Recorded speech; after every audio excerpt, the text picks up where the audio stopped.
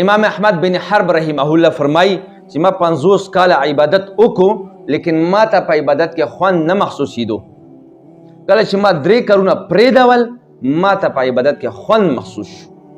اول ما د ټولو خلکو خوشحالول پرېږدول، په بدل کې ما ته الله پاک د حق ویلو توفیق را نصیب کړو.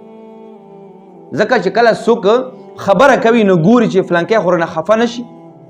تاسو به کتلی وي اکثر چې امامان خبره کوي نو ډېر په احتیاط سره کوي چې مقتدیانو کې یو مقتدي رانه خفه نه شي. د مقتدیانو خیال بعضې علما ساتي نو بیا حق نه شي ویلی. نو امام احمد بن حرب رحمه الله فرمایي چې اول کار ما دا وکړو چې د ټولو خلکو خوشحالول ما پرېږدول، په بدل کې الله پاک د حق ویلو توفیق را نصیب کړو.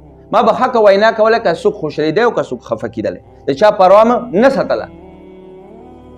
دویم وایي ما د فاسقانو فجرانو ملګرتیا پرېږدوله، په بدل کې الله پاک د نیکو خلکو ملګرتیا را نصیب کړه. هسې د فاسقانو فجرانو ملګرتیا نه دی پکار، ځکه هغه کې کوم بد صفت وي هغه به په تا کې راځي، ځکه هغه ستا ملګری دی.